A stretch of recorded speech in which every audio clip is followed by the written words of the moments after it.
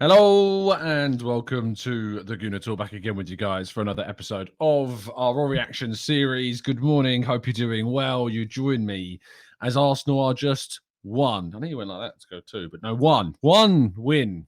It has to be the next game, but one win away, technically, from the chance. It's not even technically, it's just true. It's just facts. It's one win away from the Champions League qualification that we have craved for a very, very long time. 6 years since the last time Arsenal did manage this, and 4 points clear at the top of the at the top of the Premier League table.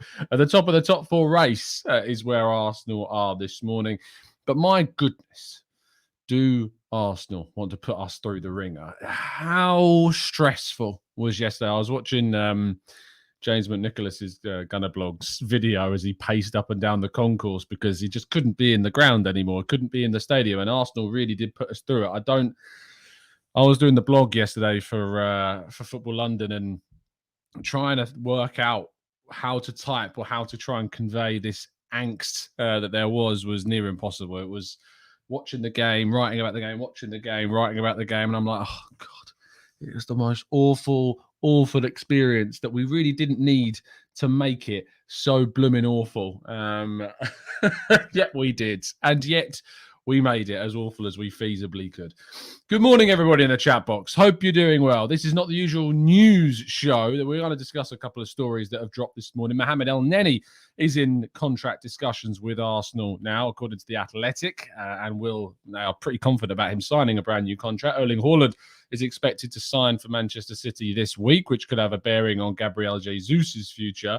So plenty of things to discuss. But good morning, first of all, to everybody joining us in the chat box. Paul, good morning to you, to John, to Daniel, to Simon. Hope you're doing good, guys. Dom C, Harvey, Simon, AFC West Mids, Inga, Ansa, Masia, good morning to you. Brad, Femi, Blackshine, Afsar, Nick, hope you're all doing good and well. AV, Dennis, Marcus, Martin, Mac. Hope you're enjoying the fallout from yesterday's game. Chris was great yesterday, giving us plenty of videos. I still need to reply to you, Chris, and I will do that.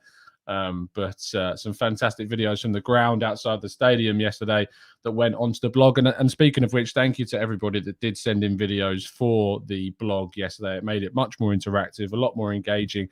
And I'm sure it will go down very, very well. So thank you, everybody, for that.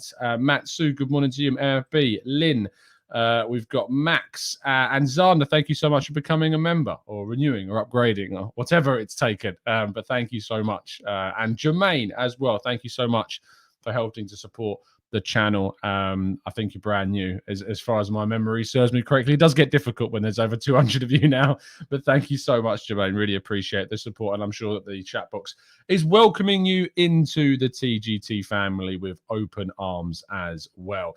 We're going to take your questions now, so let's get your thoughts, your theories, your queries and questions into the chat regarding yesterday's game, how you felt about it, how you're feeling about the North London derby prospects a little bit later on this week. We've only got 3 days, Tuesday, Wednesday, Thursday, after today, 4, I suppose. But, a very short space of time between now and the North London derby. How are you feeling? What is the feeling of yourself and those around you and your fellow Arsenal fans, maybe fellow Spurs fans that are around you as well? Is there an era of nervousness? I think there is a bit of an air of nervousness for any North London derby, but this is by far the most important North London derby that I can remember since, those classic top 4 runs of old. This is huge. Very, very, very huge. John says, sorry, I only got my animation in after the match. Had to wait for the final score. Brandon says, morning, Tom. I'm super nervous for Tottenham game. What do you reckon? Can we win it? Well, you can absolutely win it, but we need to make sure that we don't play into Spurs' hands. We need to have a plan. We need to have a plan that enables us to be as effective as possible whilst reducing how vulnerable we are from their counter-attacking style, which is, as we know, exceptionally good. So we're going to need to be on it, like so incredibly on it on Thursday. The nerves, the pressure, we need to put them to one side and just play how we can play to the best of our ability. Mark says, when did we last have 2 fullbacks play well? Cedric was like Tavares, great going forwards, poor defensively. I thought that Cedric was mixed. I thought he really was, as you say, Marcus, great going forward. Some of the deliveries he was putting into the box was excellent. It was interesting seeing Tomiyasu play on the left-hand side. That was purely, in my view, because of Rafinha playing on their right-hand side, our left. I imagine that Tomiyasu will return to the right-hand side in order to deal with Heung-min Son, because, as we know, Son is an exceptional footballer, and we will need our best fullback playing in that position, and that is Tomiyasu. So Tavares could come back in and play on the left-hand side, or Cedric could start on the left. We'll have to wait and see. But we wanted Tomiyasu to cope and deal with the biggest threat of the day, which was Rafinha, and it will be Son on Thursday. Nathal says, Nathi, sorry, says, was that the last time we will see Pepe in an Arsenal shirt? Maybe not. He may come on as a sub, but it was one of the worst substitute performances we've seen. And I've said this time after time after time, that when you bring on Pepe and you're already in a winning position, it is the worst substitution that we can do. I know that Xhaka was injured, but we could have maybe brought on Tavares instead of moved him forwards, or moved Smith Rowe over to the right, or Martinelli over to the right, put Tavares on ahead of Tomiyasu on the left-hand side. That's probably what I would have done. Pepe is done for me, and has been, to be fair, for a long time. I know that I've been giving him stick, and I know that people say I'm a Pepe hater, and I'm really not. I just don't think he's good enough for Arsenal. I think that the system doesn't suit him. I think the football doesn't suit him. I think the club doesn't suit him. The league doesn't suit him.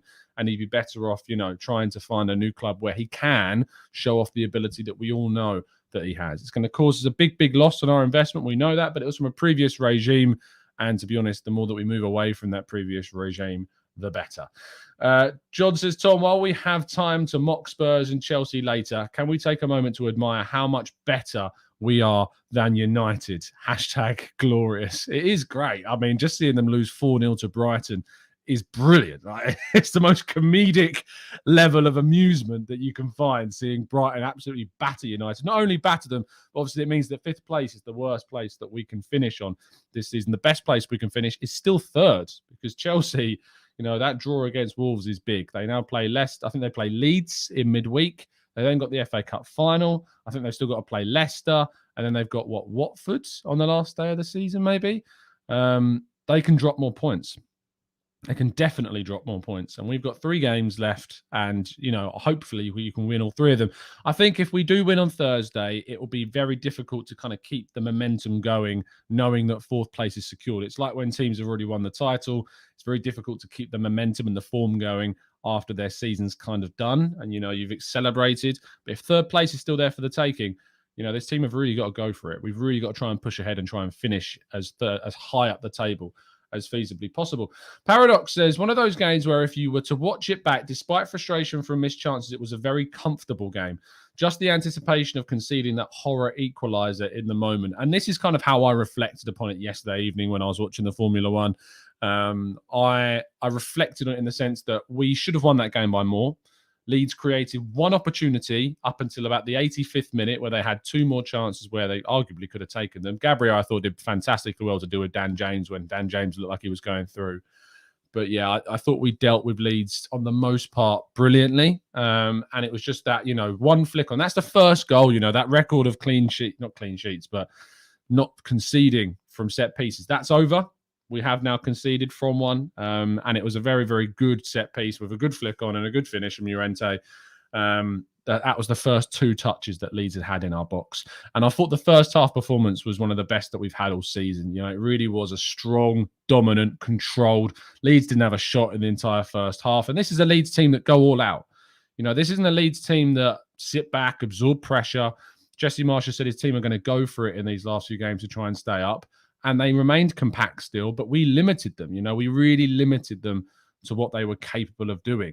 And we've got to try and frustrate and suffocate Spurs in the same way on Thursday in a very, very hostile arena, and hope that we can come out with the victory.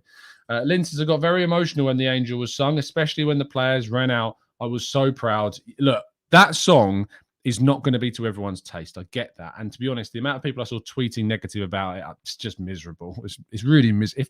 If you dislike something where we're trying to create, a bit of an anthem, a tune that everyone can sing, and if you're going out of your way to tweet negatively about it, I would really question kind of where your head's at with that. It's a song. If you don't like it, you don't have to sing it. But I wouldn't be going around saying, I refuse to sing this melody. It's not for me. Why would you do that? But for those that did sing it, and for those that were taking part or those that just didn't know the words but were trying to get involved as much as they can, fair play, because we need to make the atmosphere at the Emirates as good as possible. Just because it's not necessarily a song that everybody likes doesn't mean that it's got to be the worst thing in the world. I thought it was great to hear it, great to have it done, great seeing Louis there in the ground. I mean, what a moment for him. A local singer-songwriter makes a song and all of a sudden it's being played at the Emirates and he's meeting the players. So hopefully this is something that, we can see start to build momentum at the club, because it would be great if we can have this sung ahead of each game.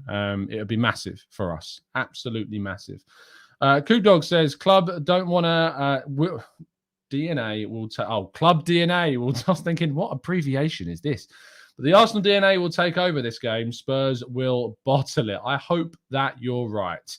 Chilongu says, don't you think keeping Elneny and Nketiah for squad depth is a good idea? And don't you think Elneny is underappreciated? Yes, I'm planning on doing something specifically on Elneny today because he needs some credit. And Arteta needs some credit as well for really taking Elneny's game to another level, I think, in these last few games against Chelsea, Man United, West Ham, and now Leeds as well. I think, there's a real good opportunity here to see Elneny's game improve and go to a level where he becomes part of the fabric of the club, becomes one of the most experienced players in the team. And that's a really important factor to have at clubs. Some players go on into their early 30s, and I feel that Elneny can do that. I don't feel like necessarily he's the type of player that's level will fall away, because he's just a very decent footballer and I think can add plenty of depth and, improve our squads overall. People talk about kind of, if we'd have had European football this season, we wouldn't have been able to cope. And the honest answer is you're probably right. We wouldn't. But that's because this squad that we've got right now isn't designed for European football. It's designed to cope with a season without it. And I think that's what people are missing right now. Okay. Let's jump into some more questions. Jacob says, I think the North London derby, Arteta will play Smith Rowe instead of Martinelli. Martinelli was great. Martinelli was absolutely brilliant in yesterday's game. I thought he just ruined Leeds' right-hand side. His technical ability was showing, was fantastic. The crosses into the box were just brilliant. I couldn't really fault his performance. I'm just going to take a quick break to have a drink because I can feel this is coming through. Be back in 2 seconds.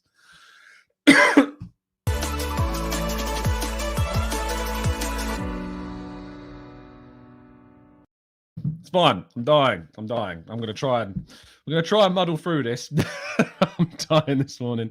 Dan says, Tom, don't you think we lack a killer instinct that keeps under unnecessary pressure when we could have killed the game as soon as possible? That is in part, in my view, down to the youth, in the team. We've got a lot of young players. I mean, that forward line yesterday was made up of 22-year-old Nketiah, 23-year-old Odegaard, 20-year-old Martinelli, 20-year-old Xhaka. That's such a young group of attacking players. They're not the finished article. They've got plenty of areas that they need to develop.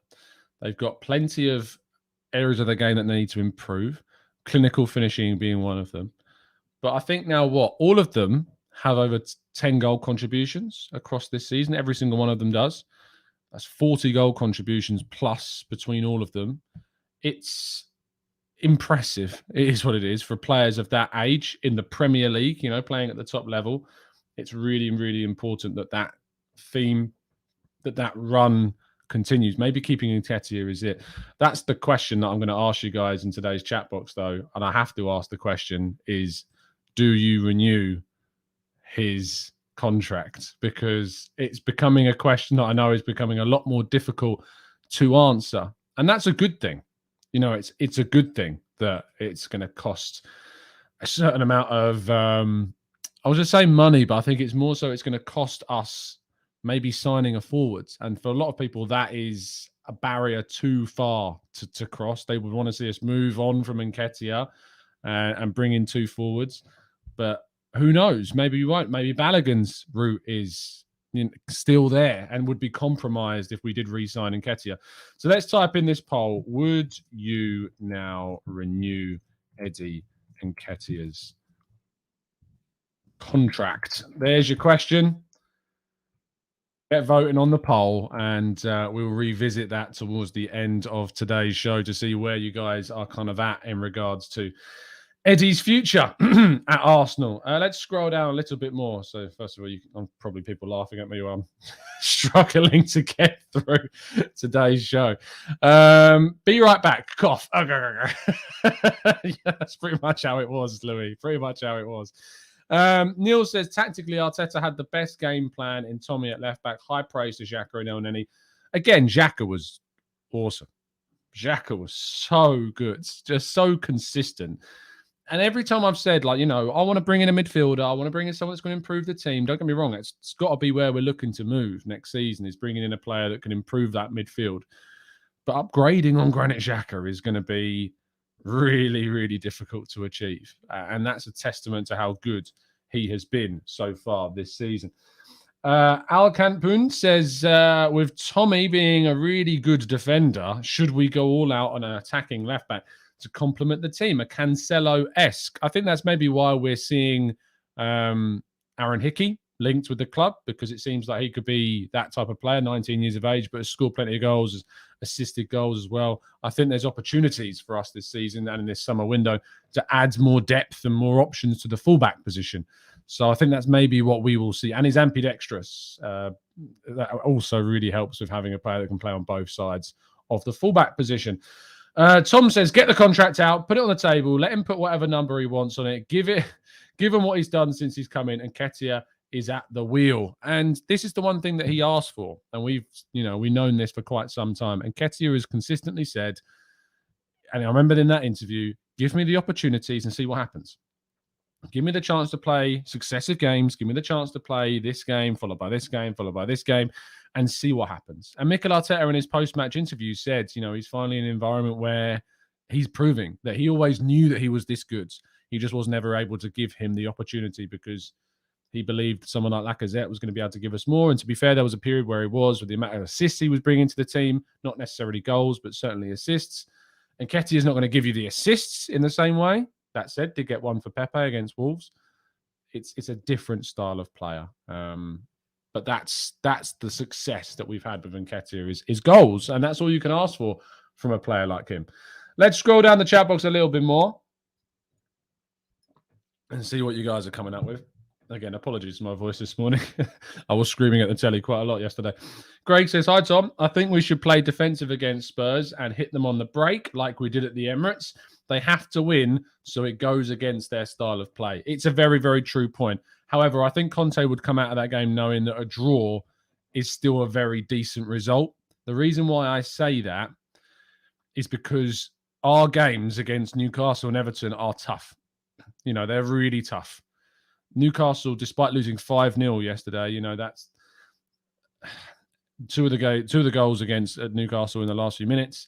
And Newcastle have been a very, very good side. They're also getting Callum Wilson and Kieran Trippier back very soon, if not already, because they're in the squad now. They're going to be a very, very difficult team to play on Monday. So I think that Conte will see a draw as still an opportunity for Spurs, because they can beat Burnley and they can beat Norwich quite comfortably, I feel. Whereas Arsenal going up against Newcastle and Everton is going to be tricky. So I still think they'll try to stifle Arsenal as much as possible, but they do need to come out. They do need to come out and they do need to try and win the game as much as possible, because that gives them the best opportunity. Let's wait and see. Effie says, Tom, do you think parking the bus is a good idea for at least a draw or an ugly win? Look, I think that we need to play in a certain way that means we aren't giving them the opportunity to play what they want to, which is the counter-attack, because it's the best possible way that they can score. And we overcommitted against them at their place last season. I remember when Jose Mourinho was manager, we played exactly into his hands. We played to exactly what they wanted to do. And I think we lost 2-0 and Kane and Son both scored. And there was nothing we could do. The game where Arteta pushed Thomas Partey back onto the field, we can't be doing that again. We can't be in a situation where we are so overcommittal in our attack. Do we then go to a back three? I don't think so. I think we still stick with the back four and have Xhaka and Elneny. I think they give you enough protection. It's not like having, say, Xhaka and Partey, where Xhaka's playing slightly further forward. It's maybe a bit different than that because Elneny and Xhaka both sit in. Ødegaard also plays quite deep at times. I think we've got enough quality to beat them, but we'll have to wait and see. We've got a super chat come in. We're going to tackle that quickly. Dirks, thank you so much for the support. Really appreciate it. That's very kind of you.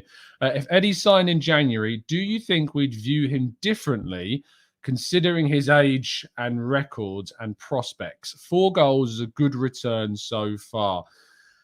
If we'd have signed a 22-year-old striker in Eddie Nketiah in January that sat on the bench and, was then given an opportunity against Chelsea and scored twice, all of us would be sitting here and saying, he needs to start next season. He needs to be given more game time. It's a really good question because it frames the situation so differently. I also raised this question on the Arsenal Way yesterday. I said, right now, if I said you can have 3 more years at Arsenal of one player, the other one leaves this summer, Nketiah or Balogun, who do you choose? And, I actually have started to lean towards Nketiah on this. Balogun is a risk. Balogun is a player full of potential, sure, but there are no senior guarantees with Balogun. He's got next to no Premier League experience. He's still yet to score, I think, his first in England. I know he scored in the Europa League and scored against Dundalk and scored against who was the other team? Complete Malmo, was it? Or Mulder? One of the two in the Europa League. But he's still yet to score, in the cup games. He's still yet to score a Premier League goal.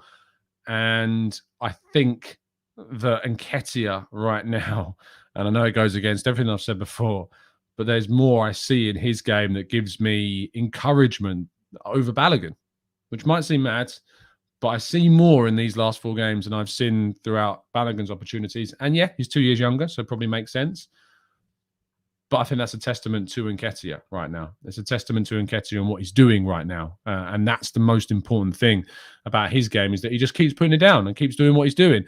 But at the moment, there's no sign that he's going to sign that new deal. There's no indication that he's going to sign that new deal whatsoever. Neil says, Tom, does Tommy's contract have a buyout clause? If not, we need to go and give him a contract of a 70 million buyout clause. I don't know. Arsenal don't tend to put buyout clauses in player contracts. I'm not aware of any time where that's happened. I don't think it has one in it, but it's not to say that it definitely doesn't, but I'm not aware of that either. Dogan says, Ornstein says that Tielemans is our top candidate for midfield. What's your thoughts on this? It's not surprising. Arsenal have had an interest in him for a long time. Arteta has admired him for a long time. There were discussions in January about whether something could be done, but Arsenal focused their attention on trying to sign a striker. The price for Tielemans in January was too high, and so that's why they didn't end up pushing for it. But in the summer, it's significantly lower than what it was. Still 30 to 40 million pounds is the expectation that it would cost for Tielemans. But, Arteta really likes him. And I think people will judge Tielemans on this season too greatly. I do prefer other options. I do question whether Tielemans replaces Xhaka right now in terms of form, because in terms of form, he certainly doesn't. If you had a choice between Xhaka and Tielemans to play on Thursday against Spurs, I think you'd find it hard to find a big proportion of people that would choose Tielemans over Xhaka. And I think that Tielemans' defensive abilities have been questioned a lot this season. His application as this season's been questioned a lot. But the club like him, and the club feel they can get more from him than he's currently shown at Leicester. So let's see what happens in the summer. But you can't doubt that he's got a lot of talent, and that he would represent another Premier League signing from a good Premier League side and who starts for them. And that's been one of the big key differences this era of Arteta, is that we're going out and we're trying to sign players from other Premier League clubs. Ramsdale, I know he came from the Championship because Sheffield United got relegated, but that he's been playing in the Premier League for a number of years. Sure, relegated twice, but I think we can see from Ramsdale's done this season, that's been a really good signing. Ben White from Brighton, in my opinion, has been our best defender this season. I think that, that signing's been really important for us. And then also, Yuri Tielemans would represent another step forwards in that arena for Arsenal next season, on top of maybe a striker that we can bring in as well. Paul says, Tom, no clean sheets in 7 games. Should our priority on Thursday be a clean sheet? We're still going to have to score. If we want to get Champions League on Thursday, we've got to score. What I would say is that I don't think I'm necessarily worried about the clean sheet issue because, 1, we've been missing our starting left back.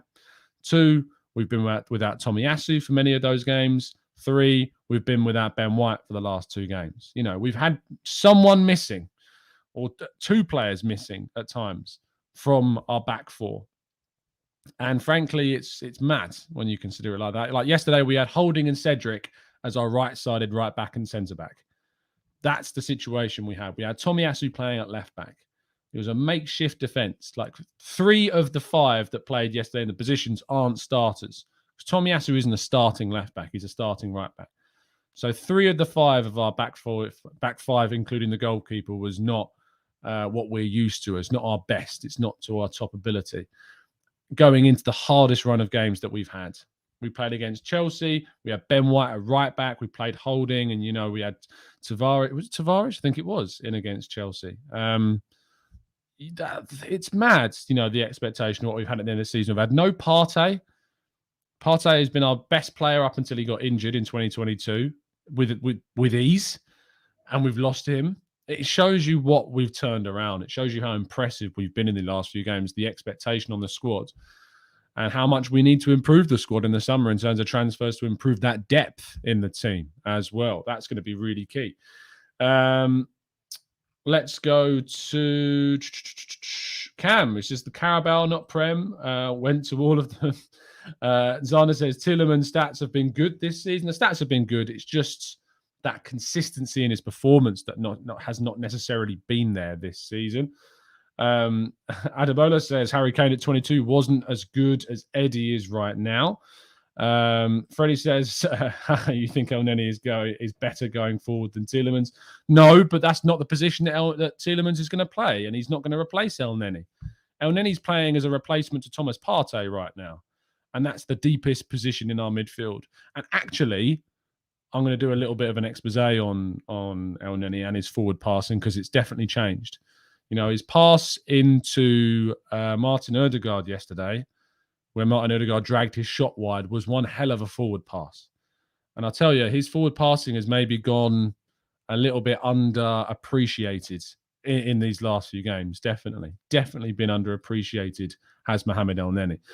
Let's go to Manu, who says, would you agree that Tielemans is the type of signing you have to build your team around? Absolutely. If the thing about Tielemans at Leicester right now is that he's looked to be the star. He's looked to shine in the midfield.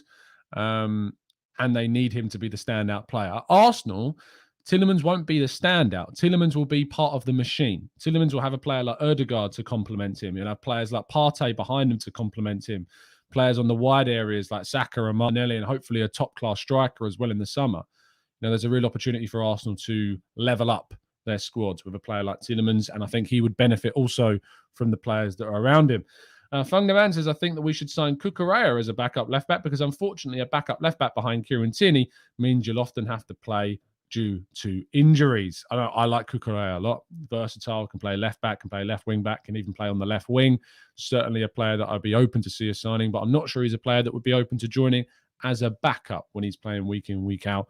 At the moment, Jay Dime saying Schick scored another brace. Yes, unsurprising, because Schick is my number 1 striker pick, because he's the best person, in my view, to take us forward in that position. David says, if Leeds go down, surely Phillips and Rafinha is a no-brainer. I think Rafinha is going to be off to Barcelona. Won't be wanting to compete with Bukayo Saka. Phillips, I don't think is an upgrade on Granit Xhaka. Just going to put that out there. I don't think he's an upgrade on Granit Xhaka. I don't think that he is. Czech Perk says, give a shout out to my best friend who is a fake AFC fan and secret Spuds fan named Caleb. So there you go, Czech. Hannes says, Tielemans has made more mistakes this season alone, pens and dispossessions, than Xhaka has in his entire Arsenal career. As I said, I think the judging Tielemans purely on this specific season is an inaccurate representation of the player that he is.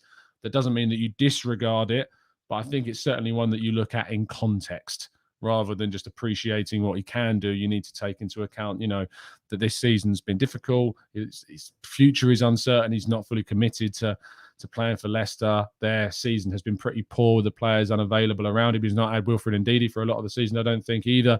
So I do have sympathy for the season, but it doesn't give me wild confidence that, he's going to come in and be the player that we need to be.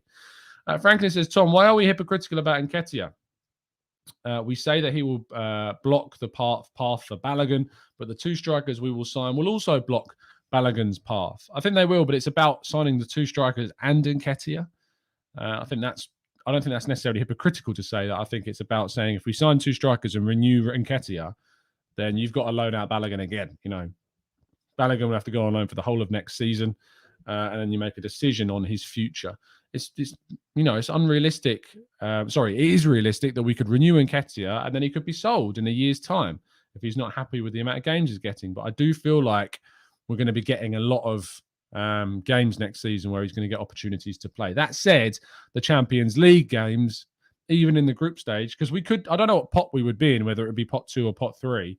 We've not been in the Champions League for a long time, so maybe pot 3 is where we would go. I still would hope it's pot 2, but I feel like it would most likely lean towards pot 3 because we've been out of it for so long. In which case, at least 2 of those games are going to be very, very difficult.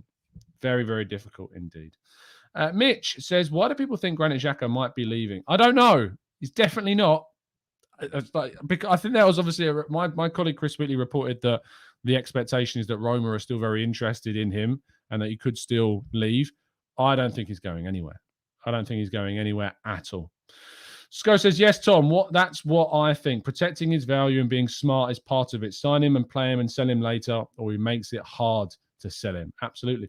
Constantine, yes, Tchouaméni is definitely a player that I prefer to see join over Tielemans. I think there's more potential in him, but I don't think Arsenal at the moment are of the calibre of the Liverpools, of the Real Madrids that are going for him in the summer. And that's what we need to get to so that we can sign players like Tchouaméni when those profiles come up again, that Arsenal are in the bracket of those clubs that can attract those types of players.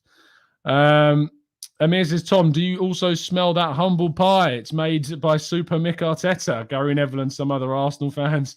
Look, we haven't done it yet. We still need to get to the top 4. We still need to beat Spurs. The humble pie for a lot of people may be in the oven right now, but we still need to get there. We still need to get into the top 4. We still need to achieve that and confirm that. And that's not done yet. So let's just wait and see what happens. Sunil says, Tom, it's too early for the pods. Tom says 5 subs next season. 2, so more rotation will be possible in the league games to keep the fringe players involved and happier. Very, very true. 5 substitutions coming in next season are going to be very, very, very, very key indeed. Aaron says, Fab just tweeted about Tielemans and Arsenal are mentioned. Well, I think he's probably tweeted about that because David Ornstein released, a piece literally talking about Yuri Tielemans and Arsenal. David Ornstein tweets it 3 minutes ago, and Fabrizio Romano comes out 1 minute ago saying there are 3 top clubs interested in Tielemans. He's going to leave Leicester after a new deal turned down months ago. Arsenal are discussing Tielemans since January. Did I not just say that? We were in there in January. So, it's aggregation is what that is. Don White, Tom, I don't think Tielemans has the energy Arsenal need, and I think Nketiah is not clinical and not technical enough. We really need Schick to give us more identity up front. It's a fair comment. Manu says, when a player tells the club they want to leave, do you judge them for not giving 100% every game? Alexis Sanchez always gave his all. Alexis Sanchez gave his all, but the season in which he left, he wasn't good. That first 6 months, he wasn't that good. Compared to what we'd seen from Alexis Sanchez, over the period of time that he'd been here, it was comparatively of a lower level. And that, I think, bled into his time at Man United. So perhaps we'll use that as an example to say that would happen with Tielemans. I don't know. But it's a big risk, and they've got to take that. All big signings are going to be a risk. All of them have got a risk associated with them. They cost a hell of a lot of money. But that's the risk that you run when you spend as much as you do. So let's wait and see. Don says, Tom, I don't think Tielemans has the energy Arsenal need, and I think Nketiah is not clinical and not technical enough. We really need Schick to give us more identity up front. I think I've already read that. Paradox says, Tchouaméni competition most likely just United, Chelsea or Liverpool. Apparently Real have said that they want him, but they will not get him until next year. So we would have to wait. Liverpool are the big team, Chelsea as well. If we can finish above Chelsea, who knows what that would represent in the market. And we don't know how much they're going to be able to spend in the summer. Look, there's nothing wrong with giving Tchouaméni a shot because we absolutely should try and go and sign these level of players. But the expectation that we would definitely sign him over someone like Liverpool, I think, is not yet a fair expectation on the club. Let's scroll down a bit more. Prez says we should sign Jasper Carlson. Unbelievable talent from the Eredivisie, better than Anthony. Check him out. Ian says, let's not get into this recency bias and renew Eddie's contract. He is not clinical enough. We are comparing him to Xhaka, which is not difficult this season. Let's have a quick look on how clinical Eddie Nketiah is. Let's have a quick check on how clinical the guy is. If we have a quick look at his XG and his goals this season, that would give us a good idea of measuring how clinical Eddie Nketiah has been. If we go on Wyscout and we have a look at the 2021-22 season, his XG is 9.05 and he has scored 10 goals. So across the whole season, Eddie Nketiah was expected to score 9.05 goals and he scored 10. So I'm sorry, but saying he's not clinical enough across the whole of this season and what we've seen this season is incorrect, I am. Factually incorrect, because the XG tells us that he was only expected to score 9.05 and he scored 10. So there you go. Akil, thoughts on Tommy at left back, Gabby, Bob and Ben White in a right back position? It's not a bad idea. It's not a bad idea, Akil. And actually, it's not something I'd even considered. Is going for a back four of those guys. It's very defensive. It doesn't give you much in terms of fullback support. I don't know if that's the right way to go about it, but it would give us quite a good, solid back line for the game. Maybe that's something that we do. Because I don't think Holding's... There's no reason why Holding should be dropped at the moment. Holding's been playing brilliant. You know, Holding's been very, very solid for Arsenal. So maybe that's the route that we go down. Maybe that's what we do. That guy there says, I felt that Xhaka was a bit blunt in the final third. Don't get it wrong. He was very good in the middle and controlling the tempo. I felt that in the final third, he was a bit of a weak point. What are your thoughts? I don't know if the stats are out yet. Xhaka's game yesterday, but we can have a quick check on whether or not he was indeed blunt in the final third. Please have the stats from yesterday's game. It's just loading for me. It's taking a long time for some reason, which I know is not the most exciting of things for you to watch. I'm currently looking at a buffering circle. There we go. And yes, they are out. Let's share the screen so you guys can see it. So you're not just seeing me talk about it. We can share the screen. Here we go. Share. So you should now be able to see on your screen Xhaka against Leeds. Let's go to passing and have a quick check on this. Bum, bum, bum, bum, bum. Come on. Here we go. So passing, 83% passing accuracy. Passes into the final third, 90%. Attempted 10 passes, completed 9 of them. Is that blunt? I'm not sure. Passes into the penalty area, 40% pass accuracy there. Slightly lower, but you would expect that for a pass. Let's have a look at those passes and what they looked like. I wish I could zoom out. There we go. So one of those was a key pass, which I can't show. I wish I could show you, but copyright would kill me. But I think actually, no, I don't think he was blunt at all. In fact, that's one of the most direct pieces of play that we've seen from Granit Xhaka so far this season. I mean, if you compare that to previous games, 10 passes into the penalty area yesterday. Against West Ham, he made 3. Against Man United, 4. Against Chelsea, 3. Against Southampton, 7. I'm scrolling down. It might even be the most passes into the box he's done this entire season. I'm actually already into the Europa League of last season. Yesterday was the most passes Xhaka has made into the penalty area since, and it might take a while for us actually to find a game where he made more than 10 in one game. Scrolling down more, still nothing. Scrolling down more, still nothing. 12, there we go. The last time, it wasn't even for Arsenal, it was for Switzerland against Gibraltar. So we're still going to have to keep scrolling. Here we go. Nope, still for Switzerland. Keep going down. Is it going to be impossible to find a time? 11. Was that for Arsenal? It was. So the last time that Xhaka played at least 10 passes into the penalty area, or attempted 10 passes, was against Bate Borisov in the 2019 Europa League. I assume that was group stage. When was it? No, it wasn't in the group stage. So it was actually in the round of 16. So no, not so blunt, it turns out. It turns out he was actually very, very good yesterday. Coop Dog says, Tom just violating the entire whole chat with stats. It's what I do. It's what I do. Stats will always give you a better look at what players are. I know that people want to talk about the eye test, but in my view, stats are brilliant to use if you use them in the right context. And I think that definitely shows that Xhaka yesterday was not blunt and actually was very, very good in the final third. Lynn says, I think that setup yesterday was to see how it could work on Thursday, and it worked. So I think that is what you will see on Thursday. Maybe it is what we'll do, Lynn. Maybe we'll go with the same again. I think Tomiyasu would have to play on the other side unless you bring Ben White in over Cedric to deal with Heung-min Son, but we'd have to wait and see. Nanu says, Tom, please grace the chat of Gakpo's brilliant stats. Don't worry, we will. But at the end of the season, we'll be doing our tactical breakdowns on all of Arsenal's transfer targets. Don't you worry. We'll be breaking down plenty. Sam says, Tom, I think what the guy meant was by Xhaka being blunt meant that he lacks an attacking threat in the box, not his passing. But that's not what we've expected from Xhaka. Sam, I don't think just describing Xhaka as blunt in the final third is like saying, I don't know, Rafinha was in Tomiyasu's pocket yesterday. It's just a fact. Like, he's not going to be that type where he gives you a goal or he gives you a defense splitting pass always. But he managed to get 4 accurate passes into the box yesterday, did Granit Xhaka. One of them being a key pass to create a clear goal scoring opportunity.